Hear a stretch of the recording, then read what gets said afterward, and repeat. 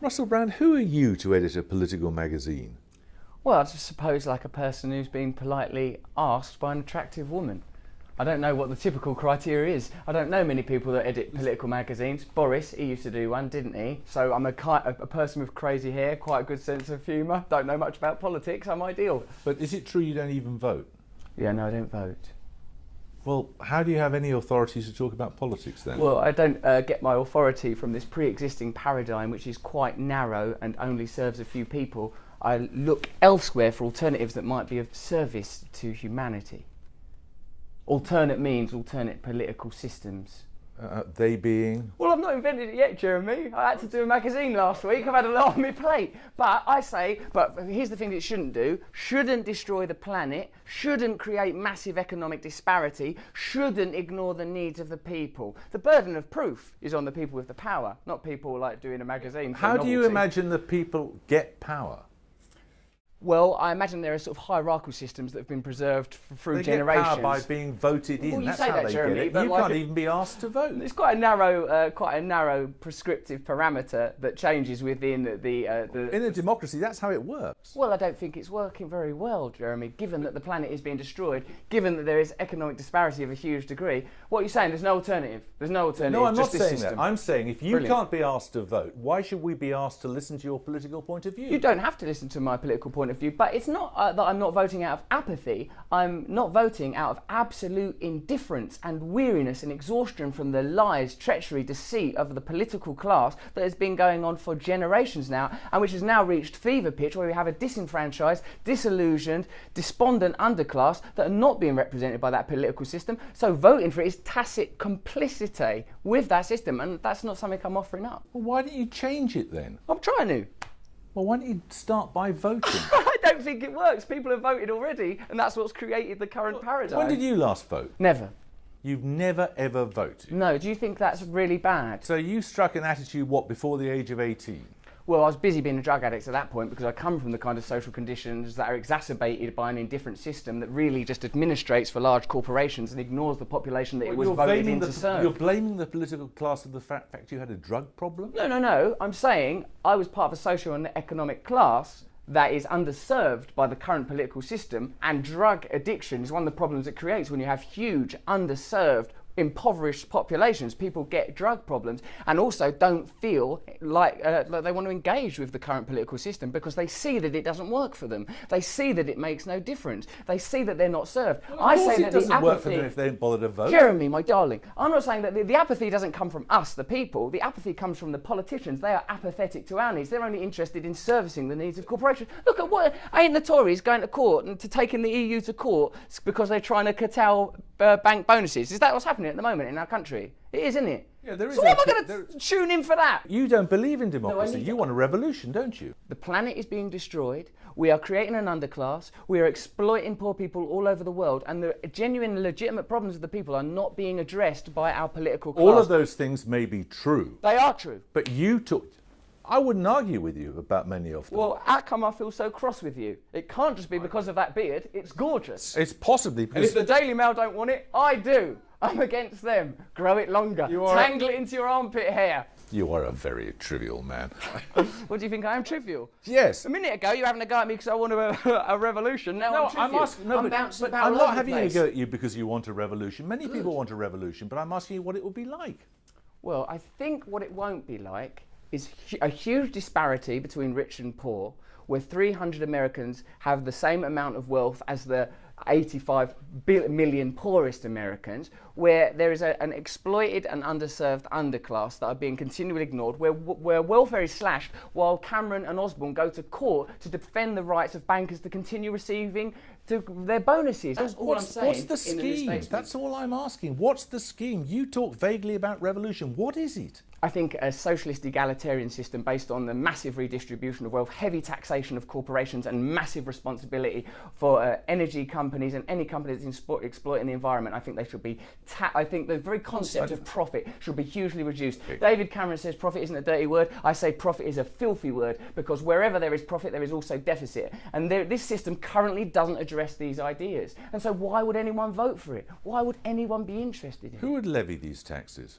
I think we do need to, there needs to be a centralised administrative system, but built on... Yes, there needs to be a government. Well, we might maybe call it something else. Call them like the admin bods, so they don't get And how would they be chosen?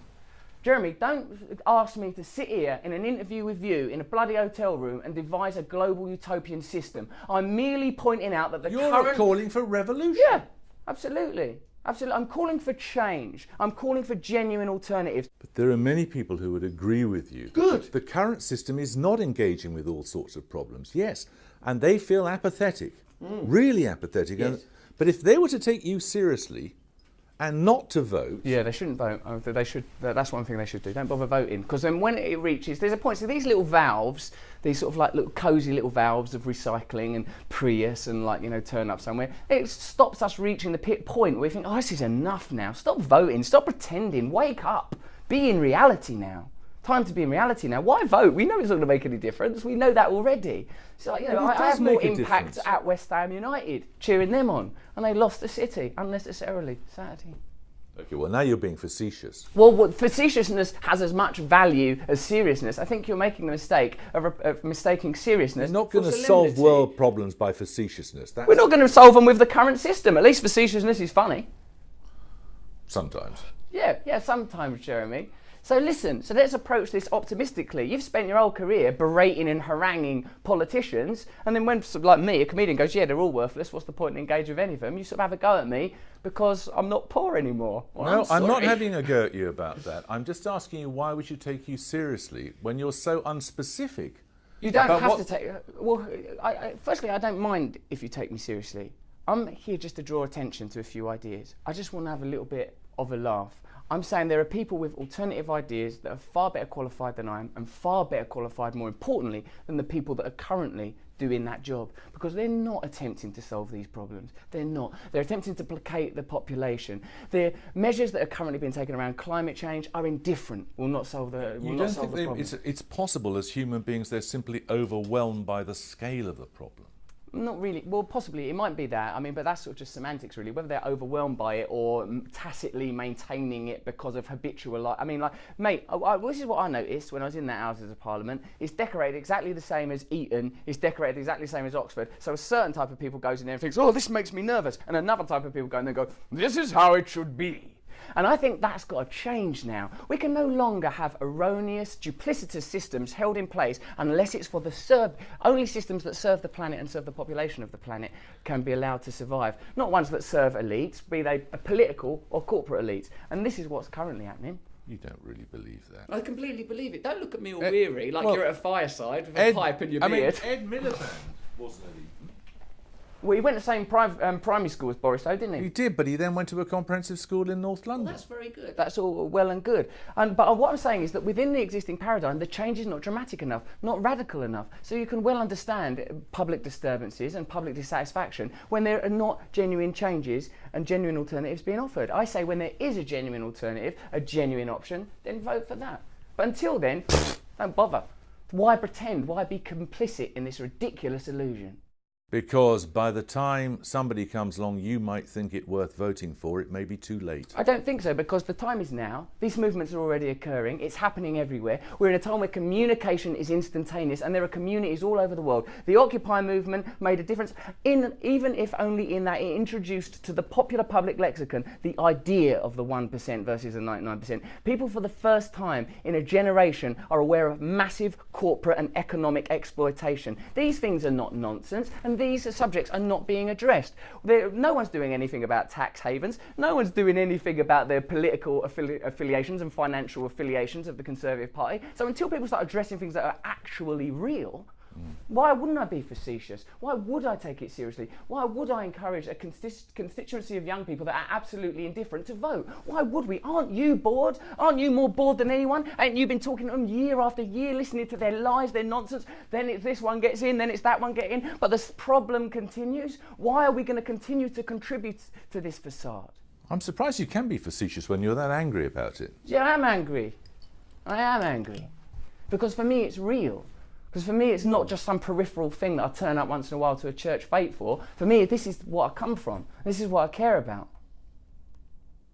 Do you see any hope? Remember that? Yeah, totally. There's going to be a revolution. It's totally going to happen. I think not only I ain't got a flicker of doubt. This is the end. This is time to wake up. I remember I see you in that program where you look at your ancestors and you saw that when your grandmother had to brass herself or got fucked over by the aristocrats who ran her gaff, you cried because you knew that it was unfair and unjust. And that was, what was that, a century ago? That's happening to people now. I just come from a woman who's being treated like that. I've just been talking to a woman today who's being treated like that. So if we can engage that feeling, instead of some moment of lachrymose sentimentality trotted out on the TV for people to pore over emotional porn, if we can engage that feeling and change things, why wouldn't we? Why is that naive? Why is that not my right because I'm an actor? I mean, I've taken the right. I don't need the right from you. I don't need the right from anybody. I'm taking it.